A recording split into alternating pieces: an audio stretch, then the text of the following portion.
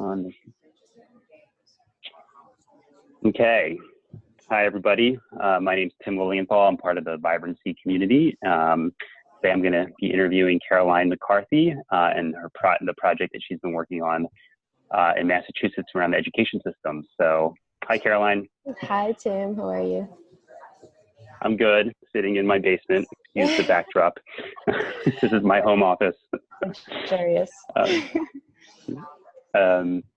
So, Caroline, we're going to be talking about this, the SIE, is that Social Impact Exchange, Yes. mass education project. So do you want to describe just a little bit about kind of the project itself and its origins? So it was initiated by the Nellie Mae Foundation, and the original impetus for this project was that in the dominant social narrative in Massachusetts, we're known as being number one in the country for our education system. But when you start to look into the details, according to different demographics, for example, one of the examples that they gave is that we're scoring number 1 or 2 in the country. But when we look at our Latino population, we're scoring 49th for 8th grade reading levels at proficiency. So we're seeing that there are really big achievement gaps or opportunity gaps within Massachusetts, and we're underserving certain populations. So that was kind of one of the reasons for doing this project, as well as recognizing that some of the skills and capabilities that students might need in a 21st century economy might not be built in our current education system. So really it was targeted for all students in Massachusetts. Would you like to know about our North Star goal or the process that we used, or what other aspects would you like? Yeah, it'd be good to maybe hear a little bit about that next. I'll just say one thing, which is it sounds like it's this entrenched issue of the achievement and opportunity gap, especially across race and income, that I know the education field's been trying to figure out for a very, very long time. So it seems like it sounds like the project was inspired by years and years and years of trying, and that a gap not necessarily closing much or closing very small. So it sounds like there was a real an attempt to say, can we think more systemically about this? Would that be accurate? Definitely accurate. And I think it's also important to say that the beginning of this initiative was delayed a few months because we had the first engagers, and they were starting to build who should be a part of this initiative. And we recognized that we didn't have the diversity that is reflective of Massachusetts. And so by the time we got to our first convening, we did have people from all different areas of the education system, and people of color, a lot of women in the room. And it was only at that point that we realized, okay, in order to have these conversations, we need to have the right people in the room. And that's still an ongoing conversation. Who are the right people to have in the room? But for that first convening, we did have a pretty good representation. That was important to Nellie Mae, SIE, and Vibrancy. That's super important. So tell me a little bit about the process and the goal. I think you said goal, and so so what we did, we had the first engager discussions, which happened outside of the vibrancy process that I was involved in. But at our first convening, we had about 25 participants, and we began with speaking about what is our goal, what is our common purpose for being here. And so we started the conversations around that. And our North Star goal for this project is: each child and student in Massachusetts thrives in life as a contributing member of a healthy, diverse, democratic, and equitable society. We spent a lot of time defining those words and seeing if those are really what captured what we were looking for. And we continued by looking at what would our reference behavior pattern look like if we were to look at a history of Massachusetts in terms of students thriving, how are we doing? And the group was very vocal about making sure that, in our graph of students thriving, that we had this aggregated graph of all students in Massachusetts are doing pretty well at a mid-level. But if we look at historically marginalized communities, there's a huge divide. And so that was even captured in our reference behavior pattern, which showed that that was going to have a major representation in our map. And then, towards the end of the convening, we asked the experts in the room their understanding of the system and had a mapping exercise. And the next day for the second convening, we presented this map, this very high level map of the system, and asked them to identify experts in these different regions on the map for us to interview before the next phase of the project. And that's where we ended there. And then we continued into the next project, presenting the map and helping the group to run through the same exercises that we did to understand the major driving dynamics of what we considered our children and students thriving loop. And from there, they were able to identify indicators of health and leverage points. And we're able to, by the end of the convening, see who are the experts in these specific leverage point areas to move on to the next phase. And that's where we are now. We're going to be having those conversations in a couple of days, actually, in November. Yeah, so you're at the point of actually having leverage point teams that are going to start actually developing goals and working on strategies inside of the different leverage points. What were some of the, so far, because I know that the education reform movement and just trying to, is something that has gotten it can be very divided space, and more recently. Just curious about like key insights or shifts that have happened across participants in the room. Just a few thoughts. You don't have to tell specifics, but just like kind of some overview of like what have been some big shifts as a result of bringing together a diverse set of people. Sometimes I'm sure some of whom are on opposite sides of different issues and different things. So.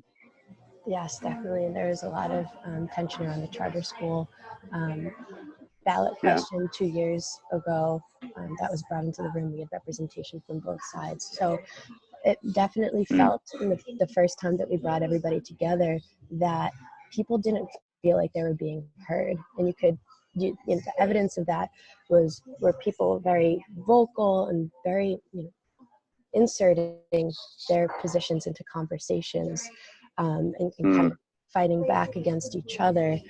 And as we moved on, even towards the end of the first convening, we were still at a level where when we didn't have racism explicitly in a variable in the map, people were feeling like they weren't heard at all, and that this initiative wasn't for them.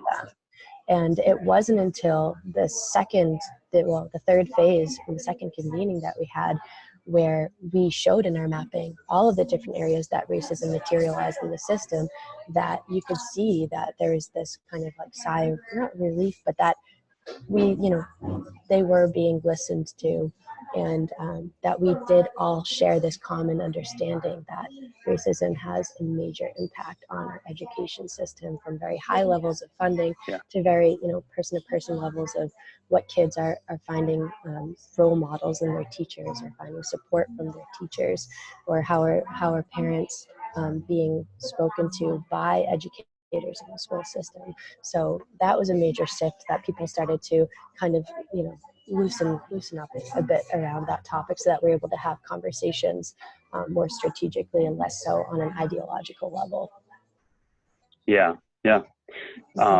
So it started with a lot of people coming in kind of entrenched positions or positionality, right? It's like, am I going to be seen? And one of the big breakthroughs was when racism was named and explicitly, and people said this is something that is kind of from high levels to interpersonal to systemic, something that is real, and everybody in the room could see that and be a part of that conversation, right? Mm-hmm.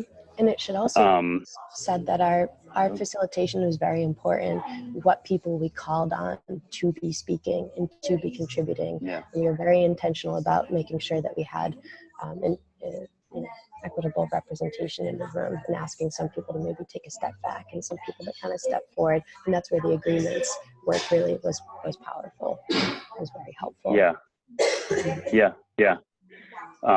super interesting. Were there any other sort of shifts that you observed in the room, or kind of key insights? Yeah, I think one of the most exciting shifts was at the third phase, the second convening. We brought this detailed map to the group, and when people first saw it, they thought it was a big spaghetti bowl, and they were kind of intimidated by it. But we gave a presentation of the map according to its major dynamics, and we gave it to them and let them go to the region that you're familiar with and speak through your narrative of causality in your own words. You work through this and tell us your story.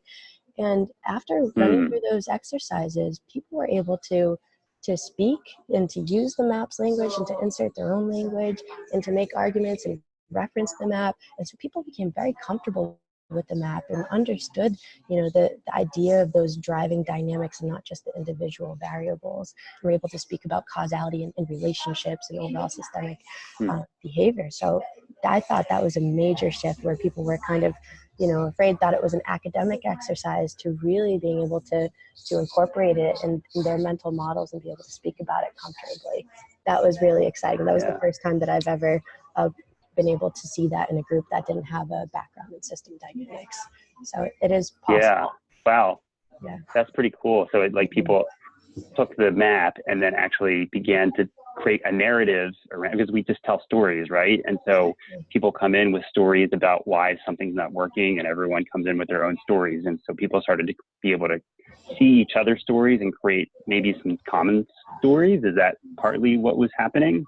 Definitely. And also the language in the model is really important. So when we brought the language that was used by the interview experts into the room, we found that maybe some of that language wasn't applicable. And so through going through those stories and having them speak out their narratives, we realized, okay, we need to change some of these variable names so that it really fits your understanding, your language. So yes, a lot of common here, shared stories. Yeah, cool. So I guess just one more question before we wrap up is, what sort of do you see? I know you're just at the leverage point, but you're at the leverage team phase, which has taken a lot of work to get here. What do you think of terms of maybe already some impacts or some potential impacts that could emerge from this? Or maybe if it's too early to say, that's also fine. Well, there were a few people in the room by the end of the last convening who were saying, this is incredible. I'm going to take some insights.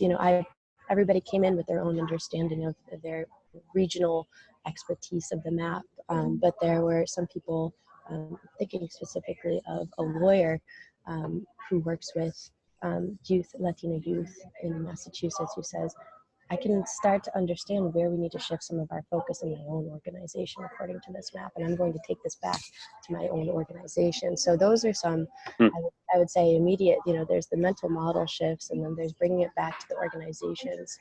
And in terms of future impacts, I think we'll have to see really with the next phase, but really it was pretty impressive to see the group start to speak with a common language. They had come in with a certain set of, with their own agenda and with their own way of speaking about things. And by the end of that third phase in the second convening, we were having shared conversations. And really you could see that we had, for the most part, a shared understanding of the system. And I think that's a major shift, to be able to shift the mental models of people who have, dedicated their entire careers to the education system and have had formed their own opinions and understandings. That was interesting. Yeah. Wow. Well, great work. Anything else you want to share about the project before we wrap up? I mean, it was the vibrancy team that we had, and the team from the Social Impact Exchange were really wonderful.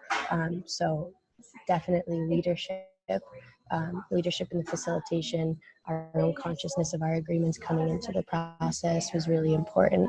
And we spent a lot of time working with each other and preparing beforehand. So I think all of that relationship building behind the scenes was really instrumental in being able to facilitate such a difficult group of people. And it was very enjoyable as well. If you speak to Conrado or Vanessa or anybody on the team, Hal was our facilitator, and he's He's such a great personality.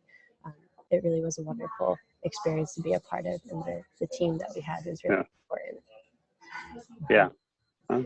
Very cool. Well, thanks for taking some time to share your insights. So I'm going to stop